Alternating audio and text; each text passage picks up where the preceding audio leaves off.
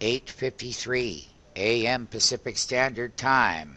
Almost that wonderful New York lunchtime. Boy, oh boy, that would be 12 Eastern.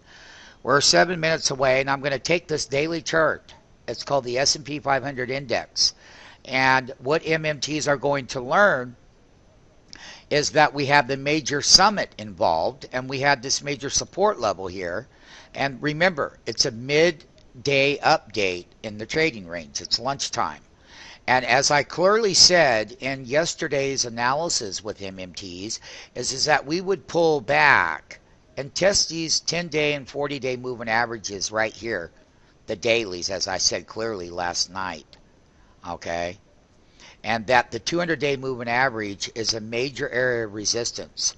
Because it is Christmas time with low volume December, the fresh money off of the sideline outside of Germany and everything that's going on, they're in their summit. Lots of developments have happened, but it's built in the chart. But let me tell you, let's separate Europe from US for the moment, is that reversal bar and this reversal bar, the lower one is called an Emini S&P 500 futures chart. And you can clearly see MMTs that when I blow up this portion of the chart, this is this last run from this last pullback. We had a great short here when things looked like they weren't going to work with Europe. But then we found support at the 1150 and we ran up over 100 points at that 200-day moving average. Now, when you take a look here at the E-mini futures, they go hand in hand. The thing about it is the E-mini futures also has a 200-day moving average. Okay? Over 200 simple day moving average here. And the 10-day, and just like you see here, you can see where the daily trend lines, when you broke through them, that's going to be your first area of support level. Okay? Doesn't matter about Europe. Everything's been anticipated. Another thing I will show you is that the S&P is up 17 handles. Dow's up 158. Now, let's focus on yesterday's reversal bar. And let's focus on the fact that both the futures, when the futures go down, you buy put options here. When the futures go up, as they are today, that's a daily bar. We have them marked right over here on a 3-minute level. Here's the S&P at a major 3-minute level resistance. This is on a 3-minute level. It's got that same resistance. This is where those futures sold off yesterday, and this is the top of these futures today. That equals price volatility, both in directional movements. Back to this chart. The money that would like to be involved in a Christmas rally for the bull side now is that you're going to have to close above the 200-day moving average to get that money to come off that sideline, and you're going to have to take out this last top reversal at 1288 will be the up into that reversal area.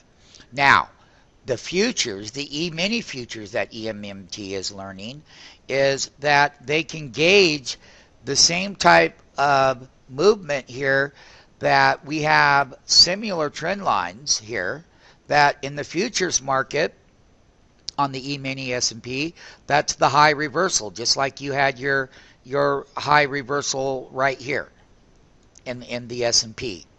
And that the 200-day moving average here is resistance on the futures. Once the futures can climb above that 200-day moving average and take out this resistance level and take out that high, you will get above the daily moving average of the S&P index now. And that means that these tops throughout, this is the best calendar month for stocks. However, Europe has been involved in your Christmas for U.S. asset holders. When I get above here and hold support, I will challenge the previous reversal top. I have to consolidate above that 200-day simple moving average, which unfortunately, mathematically, it has been declining. And the 200-day moving average is at 1263. Used to be 1265. It changes. Over here, it was 1265. Now it's 1263. So a close above 1263 will get us there.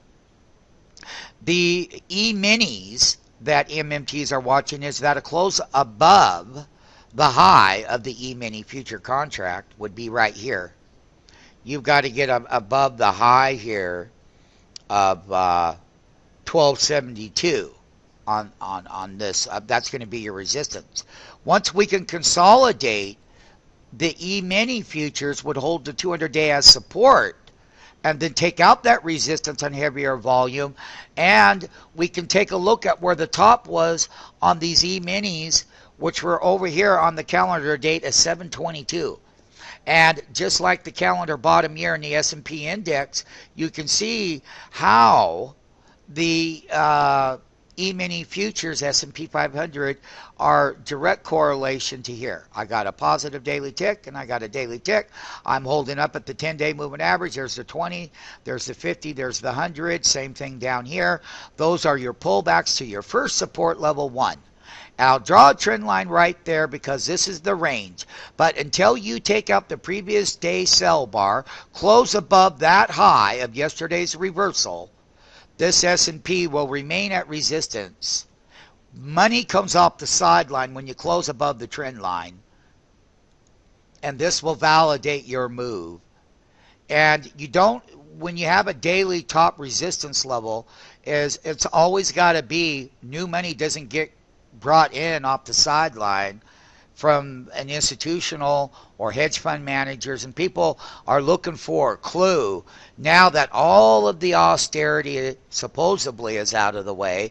The summit has been in meetings, and what we have found out is that you rally back up the day of the summit, you sell off like we did yesterday, you rally back up in both the futures and the index, and you rally up a couple days, but each time that we had the G20, we had the G7, we've had these other summits, it's usually a day or two afterwards, and what the thing of the trade management has been that they sell off after the summit a day or two later. That's been the history of all of these summits and European summits and financial crisis summits. And the reason why you're having an up move today is that, look, at that topic is a very detailed topic, but they're believing in it now, and we'll go into depth about all of that in a different segment on a talk show per se. The thing about it is, I close up there, I can close up here, I can consolidate, we can work laterally higher to break that top. These are the midday update on S&P 500 and S&P 500 E-mini futures on a Friday, 12/9/2011. Not only that, the daily volatility, the downside volatility, the upside volatility has got to be greater in price than the downside volatility. However, the day is not over.